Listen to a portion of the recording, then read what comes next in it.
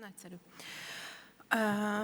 Jó, a professzorasszony már itt említést tett arról, hogy bizony, Professor Molnár has already mentioned that there should be a lot of different experts from different fields that should be cooperating in helping patients with CMT.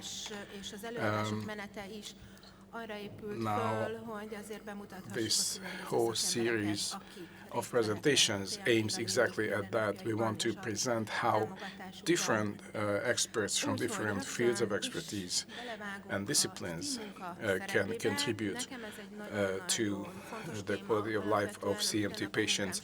And the key word here is teamwork. I experience this on a daily basis. Teamwork is extremely important in making sure that somebody affected by CMT or any other disability or any other factor that makes their quality of life an issue, then they will not find a solution just by contacting one specific therapist. Let me quote Lajos Kuhlmann, a professor also, who said that a team is a group of people who share the same objectives. We always identify 1, 2, or 3 objectives, which in the case of children and young adults living with CMT, and we want to support their objectives. So a team is a group of people who are willing to sacrifice some of their autonomy to the extent that it is necessary to achieve the common objective. It's not a good attitude to think that I am an expert in my field and I know what the magic solution is. I will not know what the magic solution is because this is a multidisciplinary field, and the members of the team must reach objectives that contribute more to the patients than whatever the individual experts and therapists could individually help them with. So the sum of all the efforts in a teamwork scenario is more than just the total of what they individually can contribute.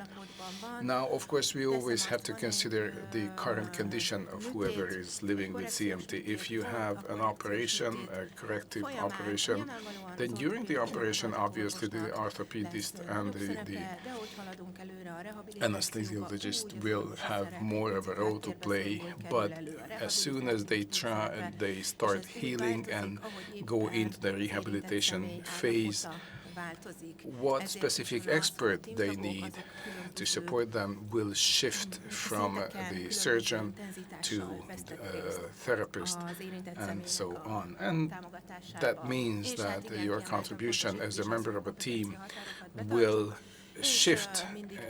Sometimes it's more important, sometimes it's less important.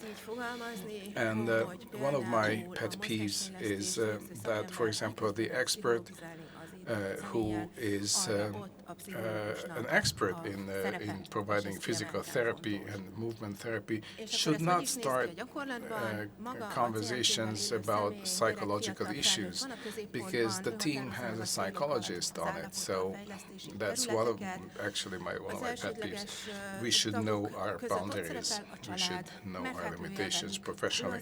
And of course, the environment of the people living with CMT is complicated. They have their family who support children, young people, but often they also support adult members of the family with CMT regularly or on an occasional basis.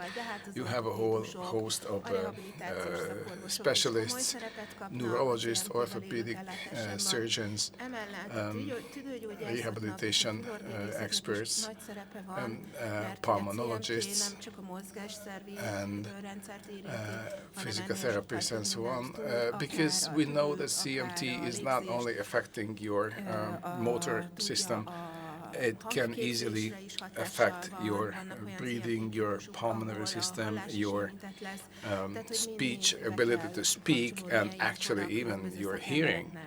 And depending on what your type of condition, what your condition is like, you may need very different experts to support you. There are people involved in therapeutic physiotherapy, exercises, what we call in Hungarian somatopedagogy, specialist educators with expertise in patients living with conditions affecting their ability to move. And many experts who need to support CMT actually learn very little about CMT in their regular training. So once you become a member of a team supporting CMT patients, you will have to read up on CMT, you will have to access research results, and you have to be aware of your limitations. And this is, of course, a progressive disease, and because of that reason, psychologists have a major role. And there are, of course, a whole bunch of other experts who work in accessory fields. We also have ergotherapists who play a role. We will have a presentation about that. But let's see how all this, what all this looks like in the actual life, in actual practice. Let's say somebody has feet like those featured on this photo. Do we need operation? Do we not need operation? Let's see what the perspective is, what the conditions are to consider. Number one, what is the personality of this person? How do they relate to their condition? What are their goals? How do they envision their future after a correctional operation? Are those objectives realistic? Also, specifically, this is a question that the people living with CMT can answer and the people around them. How tolerant are they to pain? That's one of the most important things. And also healing time, recovery time. In CMT, pain tolerance does not work the way you as an outsider would imagine. And also recovery time could be much longer than normally in some cases. And any foot correction operation, corrective operation on the foot is a major operation, and all these aspects must be considered carefully. We must know what the expected recovery time will be and how the family and the support network they have can actually support them, especially in the case of children, but also with adult patients. They might need additional support. And if the family is there to undertake this, that's positive, but you also have to think about if the patient is basically living on their own, then, this could be more vital to consider. You also have to collect the feedback from all the experts in various fields. And it is pulmonology that will decide to how risky the anesthesiology will be during the operation, for example, because many of these people don't have a healthy lung or breathing function. So teams from various disciplines must contribute